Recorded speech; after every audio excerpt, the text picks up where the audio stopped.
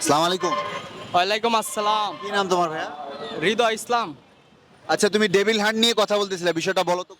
অবশ্যই আমি David hunt নিয়ে কথা বলতে চাই। আমি বলতে চাই যে এই আমলিক দুঃশাসকরা আমাদের যেভাবে অত্যাচার করেছে এবং আমাদের জনগণ ছাত্র সবার উপরে যেভাবে অত্যাচার করেছে, তাদেরকে যেন এই ডেভিল হান্টটা হলো যে শয়তানের জম, শয়তানকে ধরা।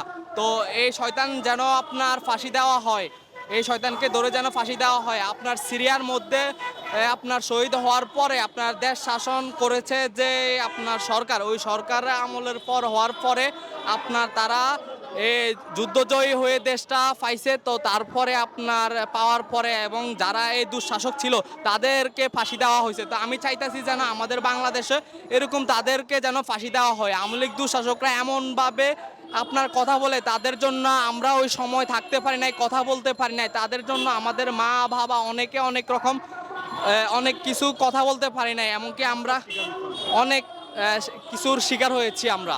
তো আমরা বলতে চাই যে এই ডেভিড হান্টটা যে চালু করা হয়েছে তাদেরকে যেন আপনার যেন তাদেরকে আপনার ফাঁসিতে ঝোলানো হয়।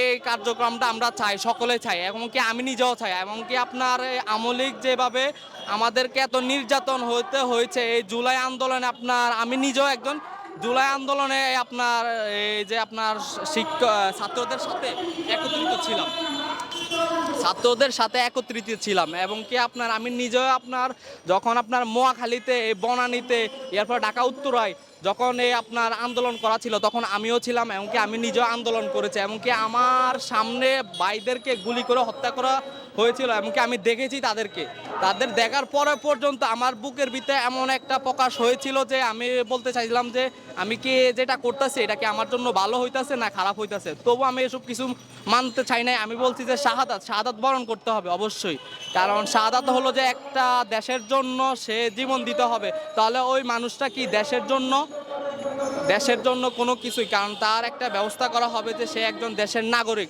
আমি দেশের নাগরিক, তো এমনিতে অনেকে চুপচাপ থাকে, কথা বলে না।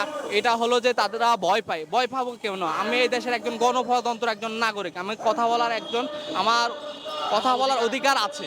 তো আমি কথা বলতে চাই, এমনকি আমি বলতে চাই যে আওয়ামী লীগ দুঃশাসকরা যে কার্যকলাপ করেছে তাদেরকে যেন ফাঁসিতে ঝোলানো হয়, এবং কি যে ডেভিড হান্টটা চালু করা হয়েছে তাদের সকলকে ধরে যেন ফাঁসিতে ঝোলানো হয়, এবং কি এই আওয়ামী লীগ দুঃশাসকটা যেন বরবাদ হয়, এমনকি এই সংলাপটা যেন চিরদিনের জন্য মুছে ফেলানো হয়।